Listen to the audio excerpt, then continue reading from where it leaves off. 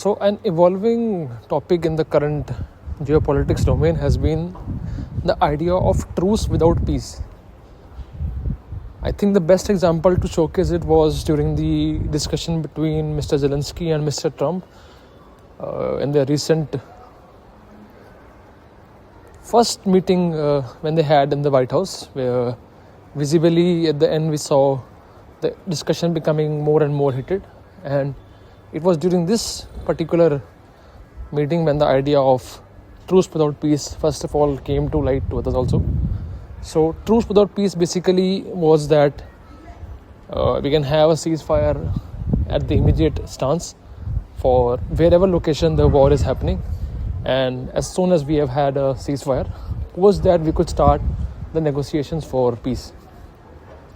This was the same proposal which Mr. Trump had given to Mr. Zelensky for giving a path for a roadmap of how to stop the conflict in the Russia-Ukraine zone. However, Mr. Zelensky mentions here that any ceasefire right now would not be a long-term feasible solution, because in the past also the incidents of violation of ceasefire or even the case of a war and escalation had been done by Russia, whether it be the takeover of Crimea and also once again the ongoing confrontations.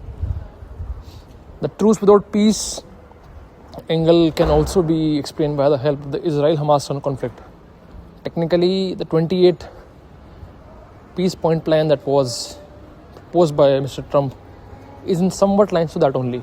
That first of all, the war would stop, the conflict would stop, the respective players would start to back off, and as they start to back off, the ceasefire would get on extending.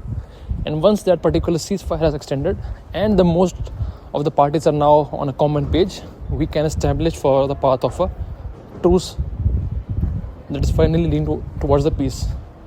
But once again, we see that that's not a solution.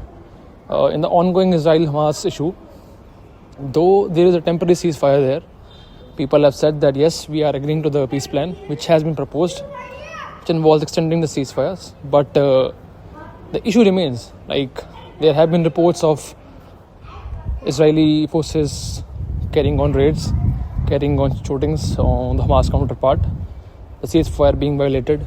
There were instances where the bodies that were shared by the Hamas militants were not actually the ones that had been asked. So ceasefire just would not bring up a concrete solution if all the players have not been brought to the table and a final deal on the peace can be established. The classic example for a truce without peace is the case of India and Pakistan, or even the India and China. Technically, the position which both these nations are on the lines of a ceasefire, which has been in motion since long. The 1972 issue regarding the Pakistan and Bangladesh, and then the Kargil war. The LOC is just acting as a ceasefire.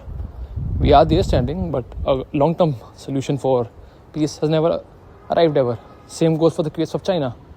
The line of actual control is the location where both the parties claim that yes, this is the area where we control, but a concrete path for the solution does not exist. So one of the biggest emerging themes for 2026 is once again going to be truce without peace. There are confrontations right now going on. Thailand and Cambodia has been a particular issue. The issue with the sharing of the cultural temples and the border area between the two has yet to be resolved. It's only a temporary ceasefire that exists right now. Sudan is more of an internal conflict, so I don't think the example would be perfect here. Apart from that, Venezuela case is completely different. That particular angle would not be there. This particular issue of truce without peace is more regarding the idea of, I would say, land borders being shared or two countries directly in confrontation. For example, the example of Israel and Iran even. Currently, it's been on halt in the operations from both the sides.